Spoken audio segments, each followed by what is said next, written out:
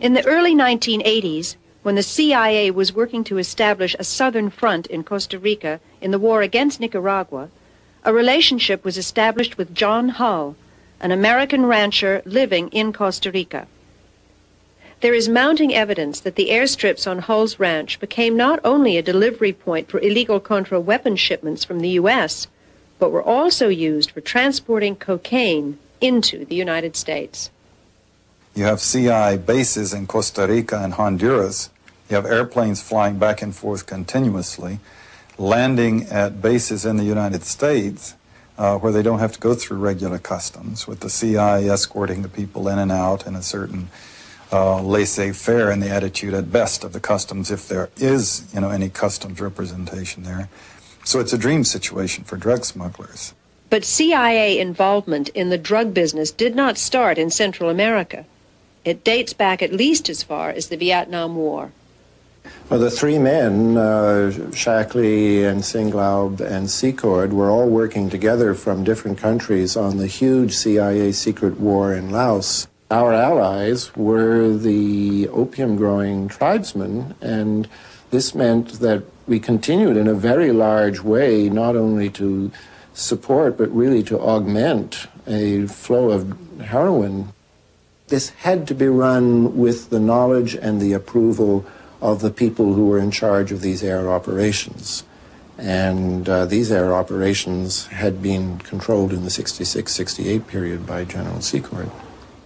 The weapons trade and the narcotics trade in the world are two of the top 5 major money-making transactions in the whole world.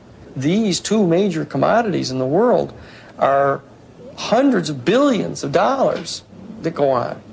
So the amount of money that we're talking about here is absolutely gargantuan. And all that the intelligence community, these guys have gone outside the governmental structures, are tapping into hundreds of millions, which they need to run their operations. Do you think the Iran-Contra scandal will have an effect on future government operations? No, I think it will be more the same. I don't think that it's going to have much of an effect at all. I just think that they'll be more careful next time. They will continue to carry on covert operations. I think this has been going on forever. They make laws which are for us that they don't seem to be able to, they don't apply them to themselves very often. And who is going to inhibit them? The gangsters that are running this country is going to inhibit somebody.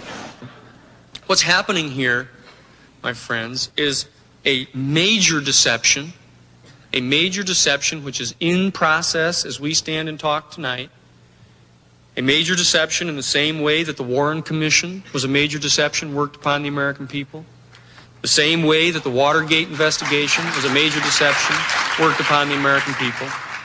Just like the bombing, the secret bombing of Cambodia was kept secret and was a deception worked upon the American people.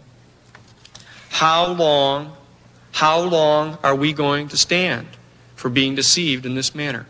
Assassination, drug smuggling. If they had pursued that line of questioning, they would have soon gotten themselves into a position where they would have had to impeach someone. They could track that right back into the White House. They could put it at least right under the nose of Ronald Reagan. This is the major constitutional crisis since the Civil War. You have a president who is unaccountable and says that it's his interpretation of what laws he'll select to obey.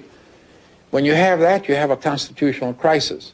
Covert operations have never done this country any good. They may be of momentary advantage to the people who are in power at a particular moment, but in terms of the interests of this country as a whole, they have proven disastrous. There isn't a single one in 30 years that you can point to and say, well, that was one that we are now more secure, better off, and happier as a result of. Every one of them has in its own way contributed to the deterioration of security in the world that we live in. And so it's really time to stop them. Are drugs helpful or harmful?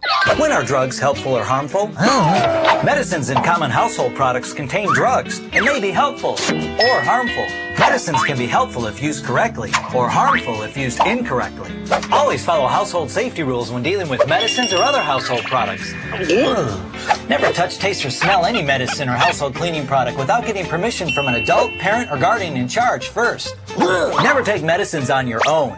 Only a doctor, medical professional, your parent, guardian, or other trusted adult should make that decision for you. Right on. Oh, and never take anyone else's medicine. Never. The safest thing to do is stay out of the medicine cabinet and away from other household products. Right on. What is a drug? A drug is any substance other than food that can change the way the body works. There are legal drugs, like aspirin, cough syrup, vapor rub, or vitamins. And then there are dangerous, illegal drugs, like marijuana, cocaine, or heroin. These illegal drugs are always bad for you. They can get you into big trouble, get you sick, or even kill you. Man. Don't do illegal drugs, and don't touch, taste, or smell household cleaning products or medicines at home either. Have an adult show you what to take when you're not feeling well. If you try to decide yourself and make a mistake, you could make yourself a lot sicker. So be safe by being smart and ask an adult to show you what to take so that medicine can do what it's supposed to do. Make you feel better. Thanks. Good reminder. Always keep medicines and cleaning products out of reach of younger children, which is anyone younger than you. You're welcome. How are tobacco, alcohol, and other dangerous drugs harmful? How are tobacco, alcohol, and other dangerous drugs harmful? Tobacco and alcohol are harmful drugs and illegal for kids to purchase. Marijuana is also a harmful drug and illegal for everyone. All medicines are drugs and can be harmful if used incorrectly. Right on. Take safe action when approached with offers to try tobacco, alcohol, marijuana, or other dangerous and illegal drugs. Simply refuse any offer. Cigarette? No. Beer? No. Pipe? No. Whiskey? No. Cigar? No. Wine? No. Chewing tobacco? Marijuana? No. Hey, Retro Bill, I got this from home. You want it? That's not my medicine. No way.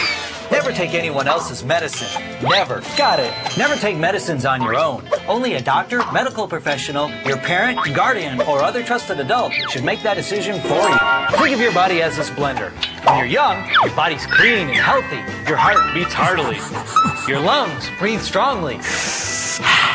And your blood runs through your veins unobstructedly. And your body gets its energy from good food and water. And exercise.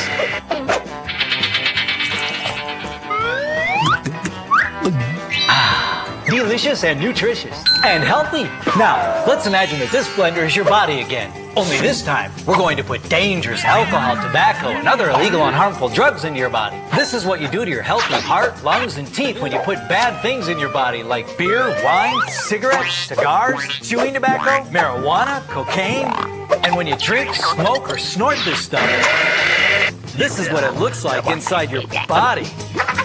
Sick, isn't it? This could be your body if you take dangerous and harmful drugs or alcohol. Would you drink or eat this stuff? No. Good. Because it's all this junk that gives you heart disease, lung cancer, liver disease, rotting teeth, and mouth cancer. This stuff is extremely dangerous. It can make you sick or even kill you. And remember, drugs, alcohol, and cigarettes can be habit-forming. Once you start putting this garbage in your body, you'll want more and more of it until you're sickened, addicted, and dead. Yuck! In early 2004, in a speech during the New Hampshire primary, I called George W. Bush a deserter from his time in the Texas Air National Guard. In response, the White House released his military records in the hopes of disproving the charge.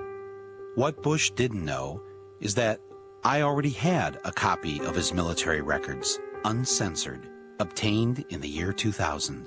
And there is one glaring difference between the records released in 2000 and those he released in 2004. A name had been blacked out. In 1972, 2 airmen were suspended for failing to take their medical examination. One was George W. Bush. And the other was James R. Bath. In 2000, the documents show both names.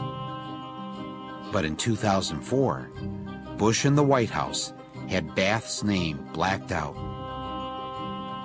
Why didn't Bush want the press and the public to see Bath's name on his military records? Perhaps he was worried that the American people would find out that at one time James R. Bath was the Texas money manager for the Bin Ladens. Bush and Bath had become good friends when they both served in the Texas Air National Guard. After they were discharged, when Bush's dad was head of the CIA, Bath opened up his own aviation business after selling a plane to a man by